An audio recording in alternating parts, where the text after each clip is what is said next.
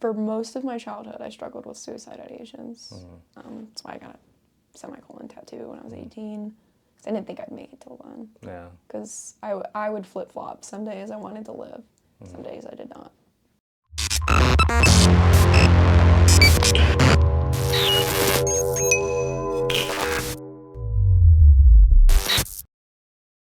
So, like when you were a kid, like, what was the situation? So my mom and dad met when my mom was in college. My dad had just graduated. Okay. My mom and my dad have a 15-year age gap. And so they kind of went out for a shorter period of time, and they kind of split, and my dad ended up marrying somebody else. Okay.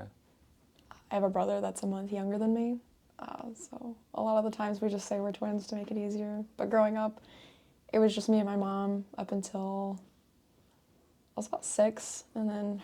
Wait, so your brother is a month younger than you? Yeah, okay. So what I tell people is my family tree is like a grapevine instead of like an actual tree, because to put it in perspective, my dad has 3 moms that he's, mothers of his children. Okay. And then my mom has my dad and then another guy that she had a kid with. So it's just like a lot of step parents, and it's kind of complicated. I remember I broke down in elementary school. We had an assignment, we had to draw our family tree, and I'm like, where do I start? Right. It was a little overwhelming. But yeah, growing up, it was just me and my mom for a while. It was a little rough. She was an STNA. She'd work nights. But yeah. Okay. And was your younger brother like with you in the house? No. Okay, so it was just me and my mom in one house, and then my dad was married to another woman, and they had 3 kids together. Okay. So they were all over there. So my brother, who's a month younger than me, was with them. They lived in Michigan at the time, so I'd be spending like every other weekend up there, or half my summers. And then a couple years later, I had another brother born with that same family, my dad and my stepmom at the time. And then something happened. My dad was still married to this other woman. Okay. Went to another woman. Had another brother who's also 21 now. So it's like there's the weird twins but not twins effect. It's the 2 23-year-olds, 2 21-year-olds at this time. My dad goes back to his now widowed wife, has another kid, my only sister. She's 15 now. And at that time, my mom had a kid with another guy, so there's 2 15-year-olds as well, but they're not related. Okay. It's very complicated and okay. Yeah, it sounds like it. hard to understand. Right. For some people, and then sometimes I'm like, okay, who's who? How old is, when's the birthdays? I had to write it all down so I wouldn't forget. Okay. So when you were like a little kid, I don't know, say like 6, 7 years old, something like that, it's just you and your mom in the household, right? Yep. And how were things between you two? Some days were really good, but other days were not. It was very hot and cold. Mom would be working a lot of hours. I'm sure that took a toll on her. I'd be home alone a lot if she couldn't find a babysitter, and oftentimes she couldn't, just because money was tight. I just remember one time, I was probably about 4. I was home alone. It was late. I was hungry. I don't know if I had ate that day. I probably had, but probably been a while. And so I went down to the kitchen, and I thought there was a container of salt on the counter. Sugar. Thought there was a container of sugar on the counter, and it ended up being Morton salt. And I chugged it, and I threw up all over the floor. Mom's not home. There's no babysitter. Thinking back now, I'm like, I'm lucky I didn't get dehydrated, because that's a lot of salt. Yeah, or die. Or die of too much sodium. And so thankfully I threw up, and I knew to drink water at that age, so that was good. I drank a bunch of water, and I tried to clean what I could up, but my mom came home and there was still a little bit, and she was, instead of being concerned that there was this unknown substance of vomit on the floor, she got mad. And came in and was like, what did you do? And just looking back, I didn't feel very cared for at times, but then others I did. I broke my toe. That was the first bone I ever broke. And, my mom was there. She's like, oh, baby, are you okay? But if I'm throwing up in the kitchen, that's a different story. So she never asked, like, what happened? How did it even come about? It was The just, she was just pissed because there was stuff vomit on the floor? Yeah. Oh, okay. Yeah. She'd been working all day, and I guess she was tired. Right. So you said that there were good days and bad days. So what did a good day look like? Good day looked like she didn't work. We'd go out to like the park, or we'd sit. There was like a sidewalk outside of our apartment at that time. We'd sit and do chalk together. It would be quiet. It'd be peaceful. I never really got like a silly side of her. A lot of parents are like joking with their kids and like take them swimming and do all kinds of fun stuff. It was just more. It was more peace than anything else. It wasn't necessarily fun. It was just peaceful. No yelling. She was there. But yeah, that's what the good days looked like early on. So the good days were almost like an absence of Sort of, yeah. the drama and things like that. So yeah. Okay. Yeah. There was less tension on those days. Right. And what did a bad day look like? I didn't really notice the bad days until I was probably about 7. Like, I thought maybe before that point, I was just like, Mom's just in a bad mood. It'll be all right. It'll pass. I was pretty resilient as a young kid. But then I was about 7. She just started throwing things one day, and I was like, okay, this is not normal. So that was a bad day. Throwing them at you or just In general, around? just Okay. like because she was mad. Yeah. She only threw something at me once, and that was when I was a little older, so we can get to that later. But yeah, and she was married at this time, and things were slowly amping up with them in the wrong direction. They would argue a lot. It started with screaming and yelling, especially around the holidays. Yeah. And then one day, my stepdad punched my mom, and I overheard. I didn't even see it. I overheard it because you know what a Right. punch sounds like, and I Yeah. heard ow and crying, and Dad, sorry, I didn't mean to interrupt. Bleep that out, please. My mom would say to the husband, just like, why are you doing this? I don't deserve this. So, like, my mom knew that she was in a bad relationship at that time. And then it just kept amping up. My mom was pregnant with my brother. Her leg got twisted, and she had a broken leg because of him.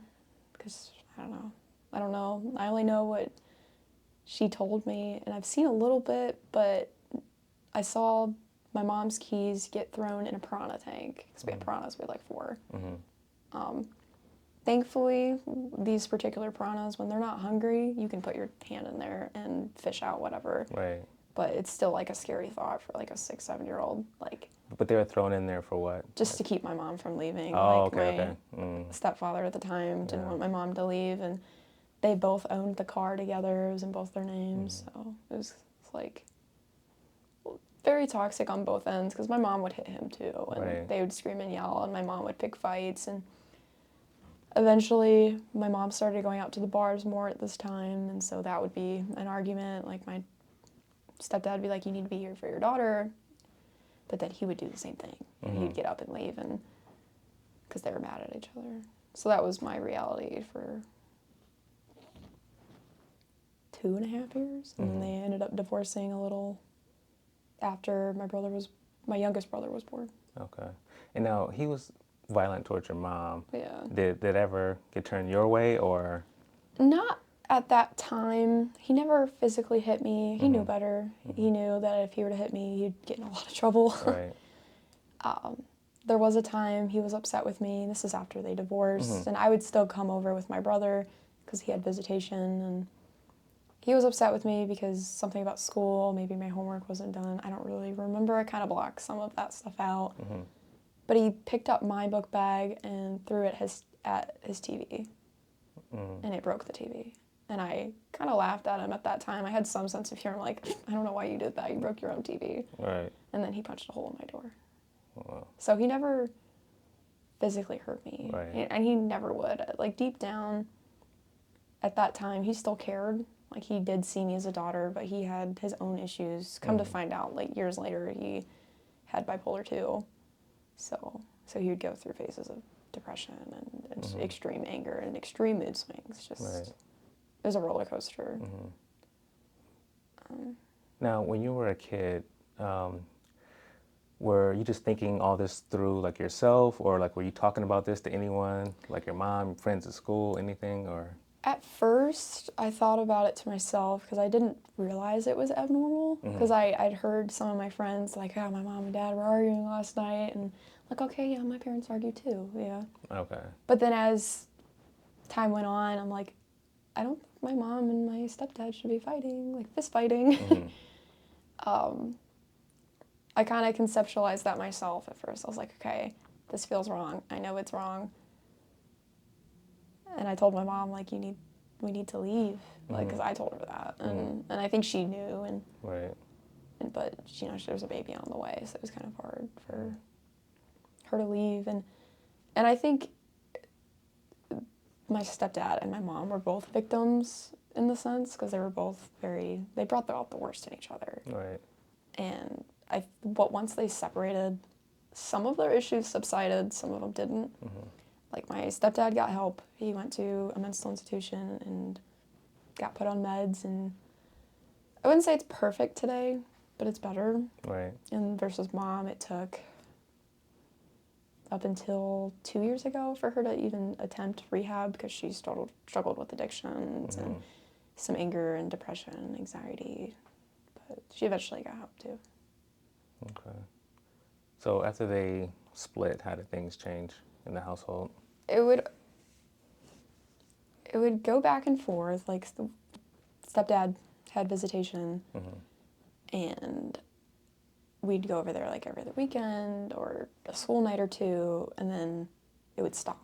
Right. Because my mom would be mad at him, or he would be mad at her, and you know, they would both feed ideas to me and my brother, like, oh, your mom's doing this or your stepdad's doing this wrong, and just kind of pin us against them. Yeah. And so for a while we just stopped seeing him because he had some anger issues even still, and that made my mom nervous. But then there'd be times she's like, I just need a break, even though he had these issues and we probably should have been around him at the time. So it was a little complicated. Holidays were like every other year we'd switch, and then every year they'd argue, even though they knew whose turn it was. So eventually I ended up just sitting out both. Right. And I was like, I don't want to deal with this. Christmas should not be full of yelling. And your actual dad, where is he in this picture? He passed away 2010. No, I mean, like, back then. Oh, back then. Yeah, like, was he popping in for visits? Was he involved at all? Yeah. When I was younger, he'd pop in for visits. He'd snag me for a weekend, and he kept me as long as he could sometimes. Like, even though my mom would only approve a weekend, he'd be like, all right, can I keep her Monday night too? Like, my dad really wanted custody of me, but the friend of the courts in Michigan, he ended up writing a letter to them. They just said no. Like, no, we're not. Mom's in Ohio, you're in Michigan, so that's not going to work. Right. Okay. So, like, when your stepdad hit your mom, did your dad get involved in this any kind of way? He didn't know. Okay. So dad ended up passing away before it got super bad.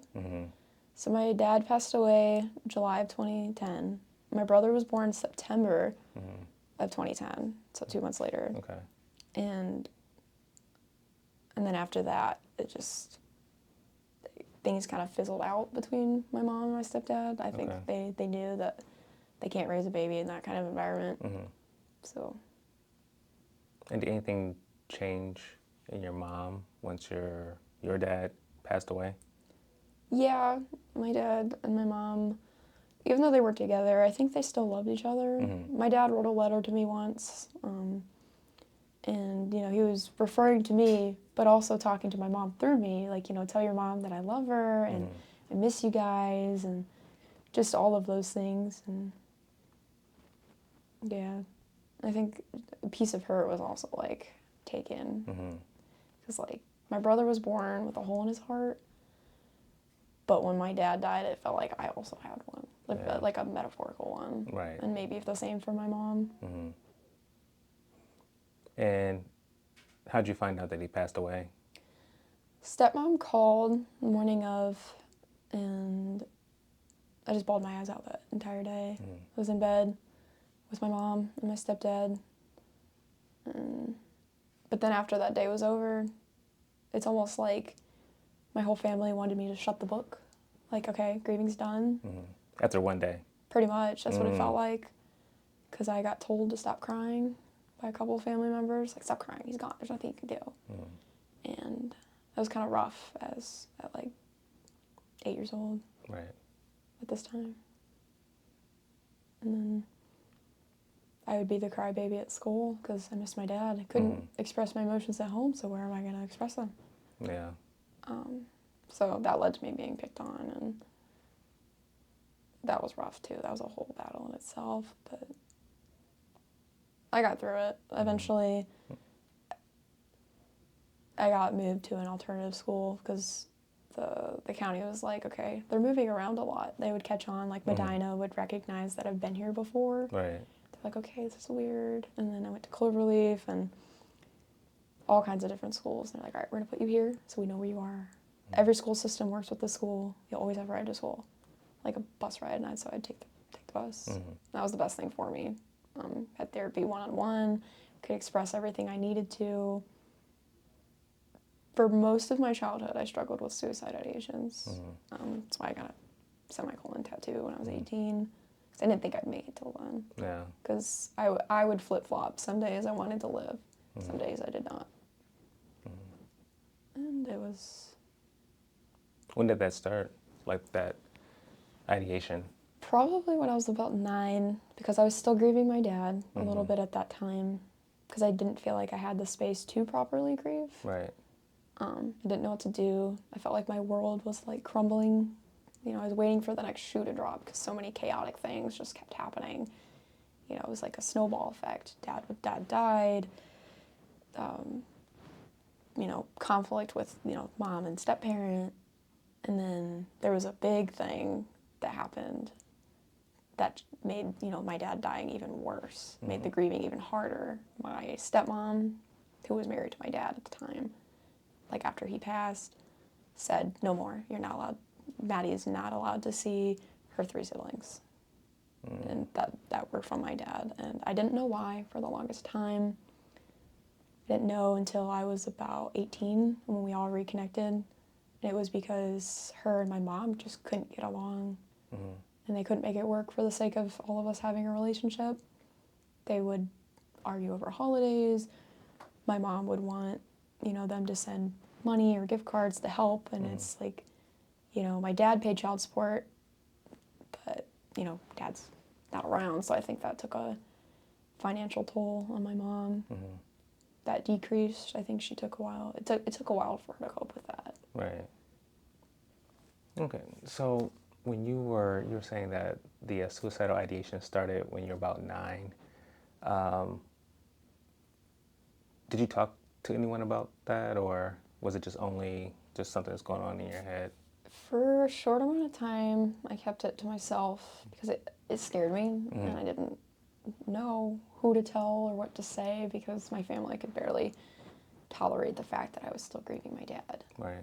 In a, you know, I would say a fairly reasonable time span at this point. So I kind of kept it to myself.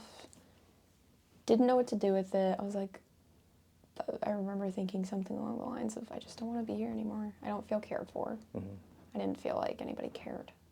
If I wanted a hug from my mom, sometimes she'd push me away. And that's some of that, how she changed after my dad died. She just didn't want that. And a lot of families saw that and they thought that was kind of weird.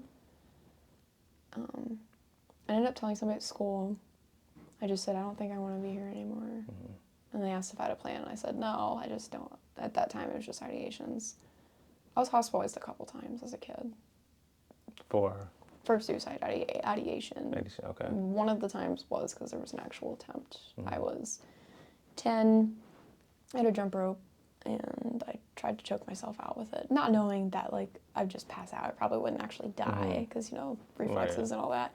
But I was a naive kid, didn't know better, so I did that and was hospitalized for about a week.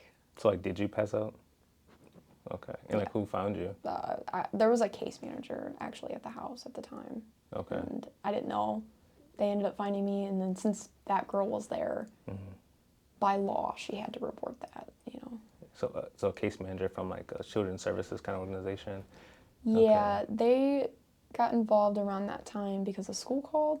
Okay. Because of the ideation that I expressed, and then I had some slight behavior issues. Kids would pick on me, and I would defend myself, but like maybe in the wrong ways. Yeah. Okay. Some of the kids made fun of me for not having a dad, and that was kind of rough. So the case manager found you. Were you in your room? Were you in the... Yeah, I was in my room. Case manager found me, and the case manager, I remember her waking me up. And she's like, "Are you okay, Maddie? Like, what happened?" I just started crying. I didn't say anything, and the case manager, I think she knew. She looked at my mom and was like, "You gotta call 911." Like, she was very like assertive and like, "Yes, you need to call," because my mom just looked fed up. That was her facial expression, and So not concerned, not just fed up. Yeah, yeah. Like, because I think at this time, by that time, I'd been in the hospital twice. And I think she just didn't know what to do, and just fed up. Like, okay, why is this girl trying to off herself? You know, Mom. I'm assuming, you know, I could be wrong, but assuming that mom thought, oh, it's not that bad. She has a roof over her head. She has food. You know, she's thinking of the basics. But little did she know, I wasn't eating well. I was losing weight, like a lot. And teachers noticed. That's probably another reason why social services and TPS and all them got involved. And it was withdrawn. So, I don't know. So she didn't realize that there's more to raising a kid than just giving them the basic needs. They need emotional support. They need a social life. You know, I had no friends at this time. I had a girl that I would see like occasionally, but we weren't friends. It was just like, hi, you know, that was it. And the kids that you did know, they were kind of picking on you. Yeah. Yeah, there was a time in elementary school that they would just be like, "You don't have a dad, guess nobody wants you," you know, and I reacted in a way, the only way I knew how at the time, because I grew up seeing violence in the home, I flipped a desk, and the kid fell out of his chair, and that was that. Yeah. So did things get easier? Like the kids were like, okay, don't mess with her, or did it just get worse? It got worse. Oh, it got worse, okay. It got worse, to the point where I had to be homeschooled in 4th grade. And that was easy for me, but I think hard on my mom because she had to have somebody there. Right. And sometimes I would be home alone doing my homeschool. I'd fall asleep. But I think it was a little easier. I got some time to myself to recuperate. I got put on meds, and I personally think I was over-medicated as a kid. So as an adult now, I don't take anything. Okay. What'd they have you on, if you don't mind? Buspar, Zoloft, Abilify, Ritalin. I mean, and some of those at the same time. Lexapro. Yeah. And so my mom would see some positive change, and then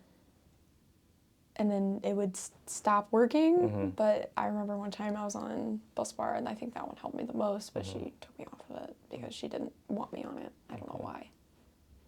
So how'd you feel when you were on it? Like, did you... I felt like a zombie. Like a zombie, okay. I really didn't. Yeah. I felt like I didn't want to die as often, but I felt like I wasn't there.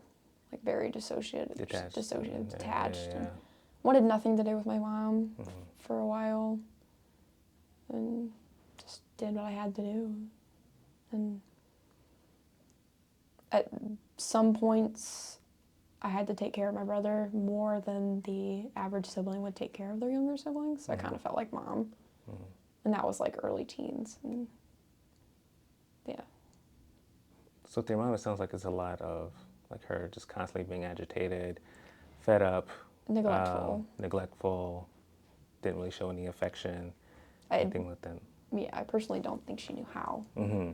after my dad died. I think before my dad died, it's not that she was very affectionate, but I would say there was a difference, a Right. noticeable difference Mm-hmm. between those 2 points of my life.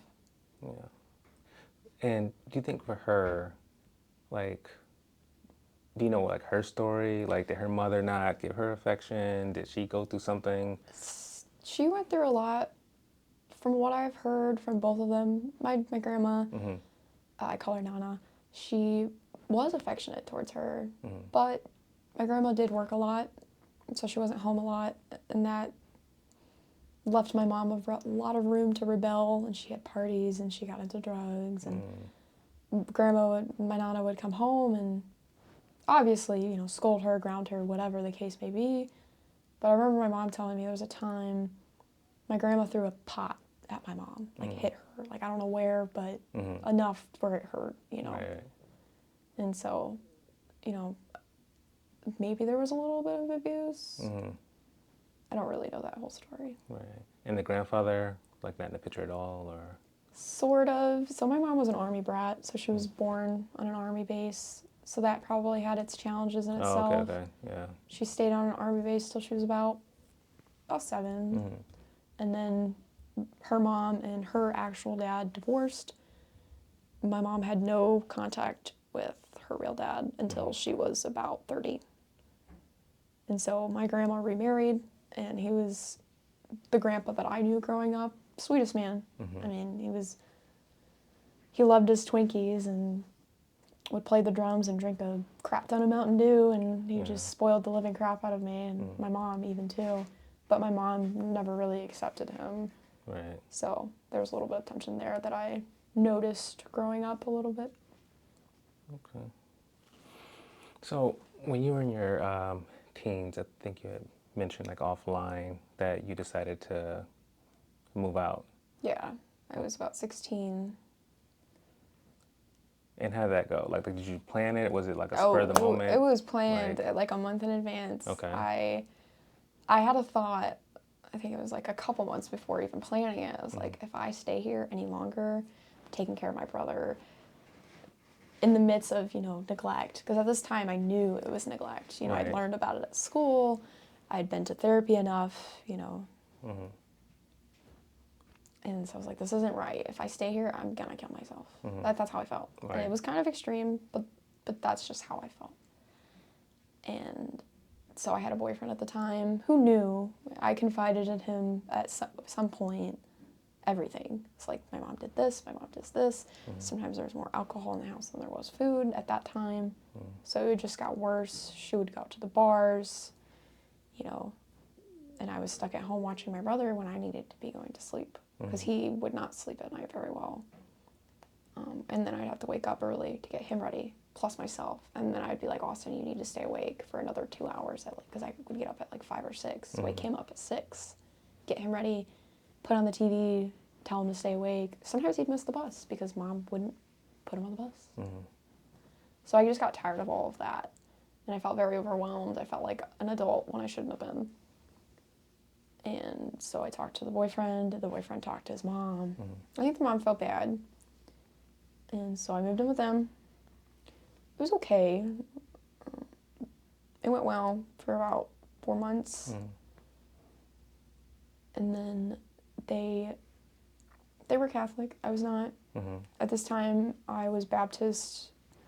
Mom didn't have any religion. I went through like school and just hearing about it through the few friends that I had, because I've had some, they would come and go because Right. I'd bounce around school so often, it was hard to hold them or to have them. And then, but, back to living with the boyfriend at the time, I didn't want to be Catholic. I didn't want to go to Catholic church, and his mom didn't really like that I didn't want to go, but she would force me to go. She's like, you're going. She's a very intimidating woman. My boyfriend didn't call his mom, and I didn't realize that until I moved in with him. So I thought that was a little odd. So like he called her by her first name? Yeah. Okay. So they had a strained relationship as well, and I guess he hadn't opened up to me about that. No. But our relationship ended up fizzling out. I just was in a really bad spot. I mean, I had a hard time coping with my emotions at that time, and he did too. We had our own mental things, Right. and so I feel like if we had continued down the path that we were going, I would have ended up like my mom with my stepdad. Mm-hmm. That's the way it was going. It wasn't all him, it wasn't all me. It was just... Right. And you were, We were really 16. young, and we Yeah, didn't yeah. know much about love, at that point. It was very much so puppy love, Yeah. looking back. But you were saying that you planned it like a month in advance. Yeah. So what was like the plan? So we talked at school. He's like, I'll talk to my mom and see what she says. Because at this time, we were staying weekends with each other. Right. Like, he'd come over and hang out during the day at my house. And because he drove. Okay. I did not. I didn't start driving until I was 18. And so, one day, one of the weekends, I went over there. His mom talked to me and was like, hey, what's going on? And I just told her everything. And she's like, yeah, you can stay with us for a little while. And I did. And I went home. And then that Monday, school started. I went to school. I took about a week's worth of clothes with me and what I needed, and I didn't go back. And what did your mom do? She called me frantically. It was like, where are you at? Because I was supposed to watch my brother after school. And I felt bad, for just leaving my brother like that. But Did you tell him? Yeah. Okay. And he was a little upset, but he knew. Okay. I think he knew. He's like, why aren't you going to come back? And I left him a letter, too, like explaining a little bit, like, this is why, and I'm going to do what I can do to get you out. It was my goal to either myself take custody of him, which I didn't. I had no plan for that. I was like, how in the world am I going to do it? Or somehow convince his dad to do it, because he's safer with dad than he would be my mom at the time. So I was there, and she called frantically, and she threatened to call the police, but she never did. She never did. But yeah, and then after... Do you think like she was like relieved? Maybe. I think maybe just one less thing she had to worry about. Yeah. That was my thoughts at the time, but now maybe she was a little relieved that, I'm gonna be happy wherever I am. You know, like, oh, if that'll make her happy, maybe that's the way she's thinking about it. I don't know. Because I think in a normal household, any parent would have called the cops. Right. They Or would, done more to get their kid done back. more to get the kid back, shown up at that house or something. So that was kind of like my final confirmation. Okay, my mom really just doesn't care. Whether that was true or not, she might have cared, but it was hard to tell. She wasn't showing it. Yeah, you didn't see any action or anything. So after 4 months in this household with your boyfriend at the time, you said things fizzled out. So what happened? We would just argue and over me not getting along with his mom, and then I'd be depressed, and then I was trying to graduate a little earlier, so we were trying to figure that out together, and he was like, well, you got to get better at math, and so we would argue about that, and then it got to the point where I just wasn't happy anymore, even with him. Things were tense in the household again, and I'm like, okay, this is really weird. And I felt like I was just visiting, and I didn't feel like I was at home, and that's the feeling that I wanted. Right. And then his brother ended up getting a house, and I think it was like the last month of me being with him, we were in that house together. His brother just said that we could hang out and stay, and Joey got a job and paid a little bit of rent. I was still in school, so obviously I couldn't. He was in school too. We went to the same school, same alternative school, so obviously him and I were both there for a reason. Right. I don't know his whole story, but I do know that he had emotional regulation issues as well. He was mute most of his life. And then after going to Evolve, like it brought him out of his shell, like it did for me. And we kind of connected through there. Okay. So did you just continue to stay there until you turn 18, or did you end up going back home? So after things fizzled out, like after that, we were with his brother for that month. And then I was like, all right, I'm done. Like, I did wrong, he did wrong. We were yelling at each other, and at one point we did get physical. Yeah. And so my brother's grandparents, not even physical, like what? Like he pushed me against the wall in an argument, and I slapped him across the face as a result. And then I was just kind of like, okay, we're done. We're not going down that path. My mom and stepdad did. I knew enough to end it at that point. Right, to kind of see like the pattern. Yeah, he's not a guy I would marry. I mean, I wished him the best, and he wasn't the only one that did wrong. So it was just like, because I would yell at him for no reason, like my mom would yell at my stepdad for no reason. And eventually I realized, can't be doing that. Right.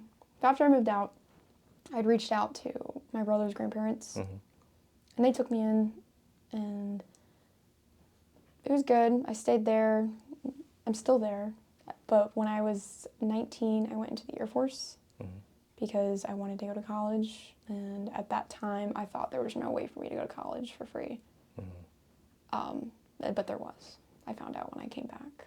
I was medically discharged because I kept passing out.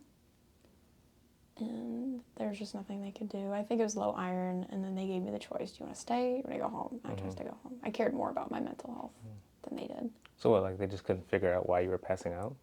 They couldn't figure out why my iron was so low. I couldn't keep it up. It would just keep dropping. And it ended up being because I have an autoimmune. Yeah. But I'm good now, stabilized now. Okay. So like even with the medical discharge, you were still able to get money for college from the Air Force? Not necessarily, but so I figured out when I came back that FAFSA was a thing. I knew nothing about it, what FAFSA was, and but the challenge was I needed my mom for that. At that time, me and mom didn't have any contact, and I was like, shoot. So I had to reopen that book, unfortunately, and it was challenging. I still wanted nothing to do with her, so I kind of gave her the bare minimum like she did with me as a kid. Right. That went okay. And even it would be very like back and forth. No, we're talking. Yes, we're talking. Back and forth for a while. And I needed her every year to sign my FAFSA thing. And I kind of felt bad for doing that. But in my mind, it's like, this is the least you could do for me. Right. If you couldn't provide me emotional safety as a kid because of the issues you had, let me go to college so I can make a better life for myself. And I think she realized, like, and we had some heart-to-heart moments, but they would never last. Right. She would apologize for some things, but then be like, well, you were hard to deal with, and so then I'm like, all right, that apology, those nice words that you just said mean nothing now. So it's been very, like, tug-of-war with her. Now it's just, like, you're at arm's length. So I got free college through my mom. And then I had 1,500 for my GPA in high school. So I picked up my grades and, I'm getting by. Yeah. I'm in college now and still studying psychology, philosophy, and addiction services. Because I feel like I can provide people that struggle with addiction a side that they may not ever see. Like the kid, how that impacted the kid growing up. Changed the way that they saw the world, through a broken lens, so to say. And maybe to give them that perspective and just say, do you really want to do that to your kid? You got to get better for you, but you also got to get better for your kid. Yeah. And when you first wanted to go to college, did you know that this is what you were going to do? Like psychology, philosophy, addiction? Yeah, philosophy, I didn't figure that out till last year. Okay. But when I was probably about 16, I had a therapist at Evolve Academy. She was my inspiration. She was like very similar in humor, very witty, would say just like the most random things. Like she would say helicopter as helicopter, just as a joke, just to be funny. And I thought that was the most hilarious thing. And we'd talk, and she'd mentioned one day, she's like, you're really easy to talk to, I can reason with you, compared to some clients that I've had. Right. And I just took that and ran with it. I was like, okay, easy to listen to. I can understand a lot of things because I've been through a lot of things. Okay, I'm going to be a therapist. That's kind of the way I went with it. Now, prior to that point, I wanted to be a veterinarian. But I don't want to do that. I don't like needles, dealing with blood. Oh, I'm good. Yeah. So yeah, mental health world is definitely my ball game. Okay. And then when do you graduate? May 2026. Okay. So relatively pretty soon.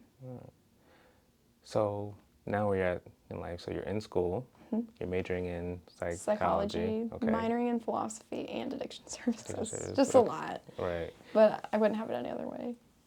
And then how are things like with your like siblings, like the ones that you couldn't contact when you were younger? Do you still talk to them? Oh yeah, we all reconnected when I was 18. Okay. And it was nice. I didn't get much of an explanation that first meeting, like why things had disconnected, but it was like the third or fourth time that we saw each other again. You know, my stepmom, I asked her, I'm like, why wasn't I allowed to be around? She explained it, like, your mom was very complicated to deal with, and she wanted things in exchange for seeing you, so that was kind of like a no-go for her, which is understandable. Like, I understand it now. Things like what, like money or just... and I'm like, it's not my stepmom's job to pay the child support that my dad didn't get to pay because he passed. Yeah. Yeah.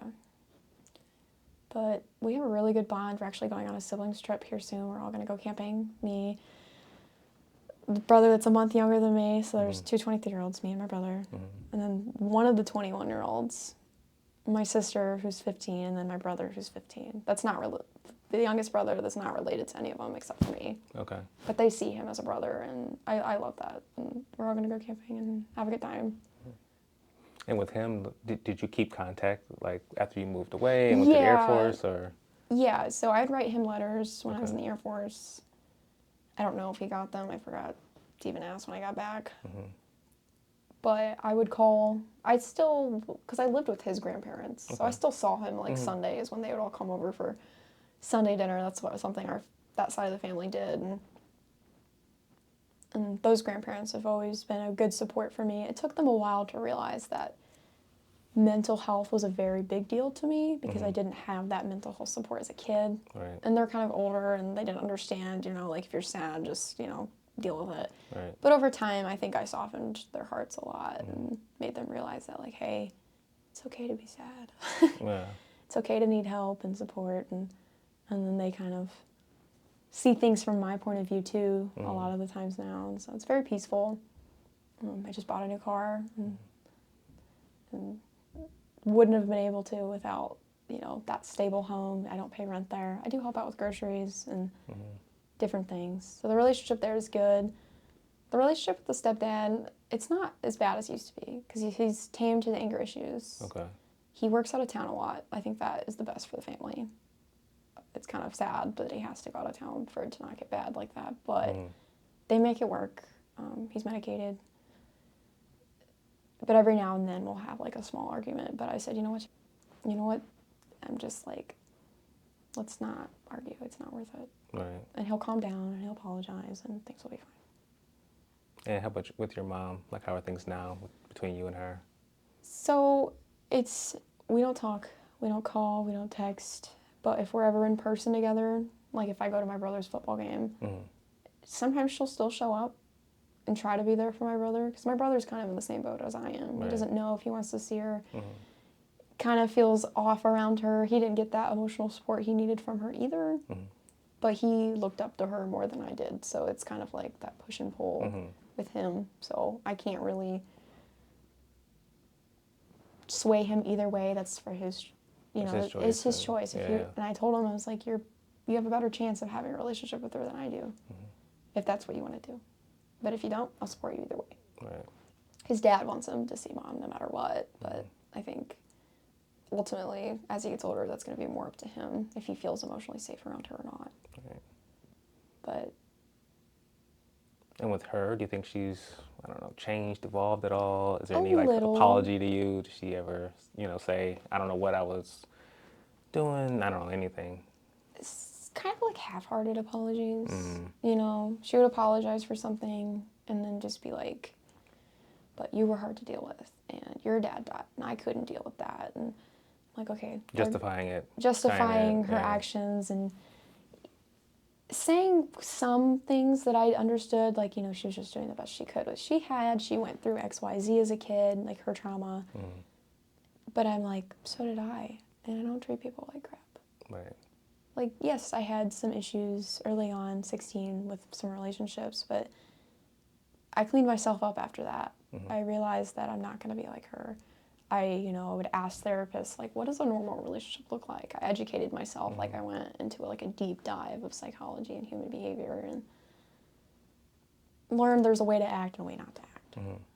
And just because you've gone through bad things doesn't mean you can act like an asshole. Right. And so our relationship is very arm's length. She does her own thing, I do mine. If we see each other at my brother's football game, we'll catch up maybe a little, but she's not going to know what my grades are. She's not going to know if I have a boyfriend. She's not going to know those intimate details. Right. Because I don't trust her with them. She no longer has to do my FAFSA stuff, so I told her, I'm like, you're off the hook for that. Because that would always be an argument, like, if she was going to do that or not. And it'd be kind of scary to worry about if I was going to have to pay $25,000 a year for school or not every year. But she did that for me, and I applaud her for that, for not backing away because I didn't want to have a relationship with her. You know, she didn't make it a conditional thing. She tried at first, and, you know, I think she realized, okay, yeah, I did mess up. She may not ever admit it, but I think her letting me go to college by filling out that simple FAFSA form shows a lot. And, you know, she did go to rehab. She's sober now, as far as I can tell. But even then, I don't really know. I mean, my brother said that he saw a Facebook post that she was drinking. So I don't know if she's healthy drinking, like 1 or 2, or if she's still drinking. So I kind of just keep her at arm's length. And it is challenging, but I do have other mother figures in my life. My grandma that I live with, and then my stepmom on my dad's side. Even though she pushed me and my mom away as a kid, she does act like my mother now. So one thing I did want to ask you, because I know that we sort of touched on it a little further back, but you said that you started having like the suicidal ideations when you were like 9. Did those just go away? Was it like once you got out the household, everything was fine, or was it something that you can kind of continue to struggle with? So they went away for a little while once I moved out. They kicked back up when I was about 18. But then once I got out of the Air Force, I was like, all right, there's more to live for. I think something just clicked. I realized that there's going to be people that care, and there's going to be people that don't. And as long as I care, that's all that matters. And went to counseling, and I learned how to challenge my own thoughts. And that was one thing I struggled with for a long time. I couldn't challenge my own thoughts. Like the negative ones, like, oh, nobody cares, or, you know. But eventually, I got out of the all or nothing thinking, and, you know, my education with psychology definitely helped me learn a lot, too, to apply it to myself. And I think almost anybody that studies psychology or some kind of behavioral science, they notice things within themselves, good or bad, and they're like, okay, interesting. You make note, you work on it, or you know, work on it to be better with it, or to get rid of a way of thinking, and just challenging yourself in many different ways. Like, that's a good skill to have, and I'm glad that I learned that. I think going through the trauma that I did, the neglect, the abuse, taught me what I don't want for my future, and how to get through the hard times. Right. And everything that you've gone through, good and bad, do you think that it's affected your relationships with people? Sometimes I will say I'm a little more anxious in relationships than I'd like to be. Anxious in what way? Like, just worried that I'm not allowed to feel how I feel. Like, and that's just a me thing. It's not necessarily anything the partner's doing. And And that's something I still battle with today. It's like, all right, I'm allowed to have emotions. They're, in some cases, a partner has made the obvious space, like, yes, I want to hear how you're feeling. And, and that's always reassuring. So I think sometimes just I need that extra reassurance of like, hey, your emotions matter. Because for so long as a kid, they didn't. Right. Or they would for like a split moment and then it'd be gone. So as an adult, it's just grounding myself in terms of like, okay, my emotions matter to me. And that's all that matters right now. But obviously I have people in my life now that do care how I feel, like my boyfriend and my brother Austin even, the youngest one. I don't mind if I name him, but he might be young, but we went through the same thing. We're in the same household, but we saw it at different angles. And I think that mutual understanding creates space for us both to emotionally share things. Like he said things to me, and I've said things to him, and we're kind of each other's rock in some way.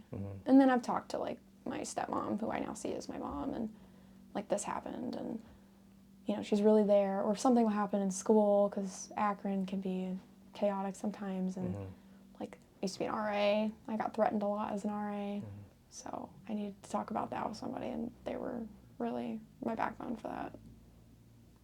Okay.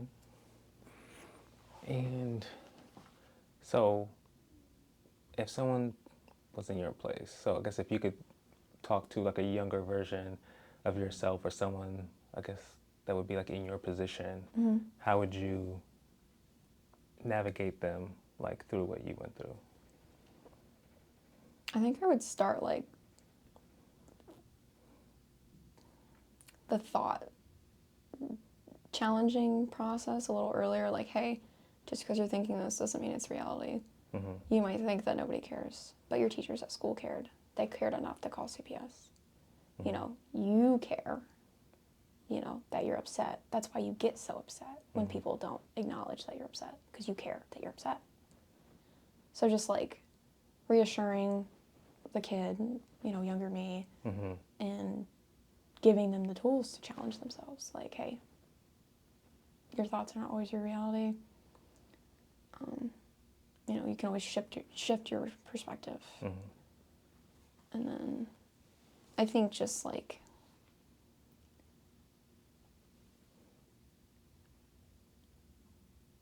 when the bullying started at school, I could have used somebody to tell me like, hey, they're just picking on you because they have nothing good to say about themselves, or something like that. Right.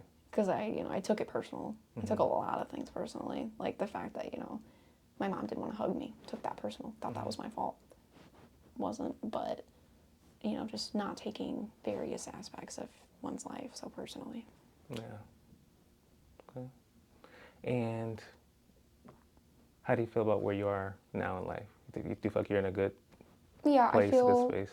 I feel very, very stable. Like, not even just, basic needs. It's like I have a roof over my head, I have a new car, I'm not driving a crap box like I once was, because I've paid for most things myself. Like my first car, my second car, because my first one got T-boned, it was not my fault. So I bought my second car, $4,000, and then I have my current car is $10,000. So it's like, I've built my career. Employers are oftentimes impressed because I'm a very hard worker. I know what I want and how much money I want to make. I know I'm worth 17 or more an hour, and I don't accept any less. And so it's just like I have that drive because of the challenges that I faced as a kid. Like, okay, I came from almost nothing. No, I wouldn't say nothing, but almost nothing, and turned it into something great. I mean, a story of resilience and chaos and not sure if I wanted to be alive or not, and turning that into, okay, like we're gonna do this. We're gonna care about my own mental health, and we're gonna care about other people's, so nobody has to feel the way I did. And yeah. Okay. And ideally, where do you want to be, you would say? Like career-wise, life-wise, like how do you, like if it could be like a perfect ending or whatever. Oh yeah, perfect ending would be, I get my master's in social work. I get my LSIW after that, and that you can get that with your master's, and that would allow me to practice counseling independently without a PhD, because in psychology you do need a PhD. Didn't learn that until like 2 years ago, but it's okay. So career-wise, I'd like to be an independent chemical dependency counselor. I'm really passionate about people that have developmental disabilities as well, because my brother, who's 21, he has autism. So I've done a couple internships where I've like been a job coach and taught people with disabilities how to work, what to wear, behavioral assessments, stuff like that. And it was great. I love that stuff too. Wouldn't mind doing that part-time along with my independent practice. I'd like to be married. Hopefully to the guy I'm dating now. we definitely like balance each other. There's skills he has that I need to work on, and then there's skills I have that he needs to work on. He's more logical. I would say that I'm not logical, but he's like the polar end, and then I'm like almost to the middle of being logical and emotional, but I have a little bit more logic to go. Okay. So I feel like could balance each other out. I'd like to live in a house in the country. Have a dog, maybe a husky or a German shepherd. Do you think you would want to have children of your own? I'm not sure. I'm kind of on the brink of that. I hate needles. So I'm just like, if I have kids, probably have to deal with needles in some way, shape, or form. But then I also thought about maybe when I'm older, established in my career, I have a home of my own, I have a decent amount of money coming in, because I'm projecting myself to make $90,000 a year. That's my goal. If more, great. If less, not going to let it be less. It's going to be $90,000 at some point. But I'd like to adopt or foster a kid, do respite or something, because I know that there's plenty of kids out there that don't have a stable home. Because where I work now, I interact with a lot of kids in the foster care system. I work at a shelter for teens, and I'm basically playing mom for 8 hours a day. And it's nice to be able to give them that stability, like a person that cares. Like, I care about how you feel. I care that so-and-so said this to you at school and it made you mad. Like, tell me all about it. I'm going to make you food. You know, I help them learn how to do laundry and dishes and all kinds of things. They might only be there for 3 days, but I feel like if I can teach them something even small within those 3 days, I've done my job. Okay. Well, I think that's a good place to leave this. Is there anything else you wanted to add? I don't think so. Okay. Well, I appreciate you sharing your story. Thanks. It's a little, maybe not the exact timeline, like the order things happened, because it's just sometimes I get to thinking about it and I jump ahead a few years because that's not where I'm at anymore. And so I'm like, this was more important because that was like a long time ago. But I think just like back to that like original starting point, like that early memory of, you know, eating salt, thinking it was sugar. It's like not everything is the way it seems. You know, you might think something's sweet, but it's not.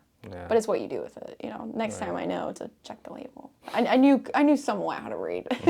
I should have read it, but so just applying that simple like fable, I guess you could say, to my adult life, just making the most out of something gross. Okay. Yeah. All right. Well, cool.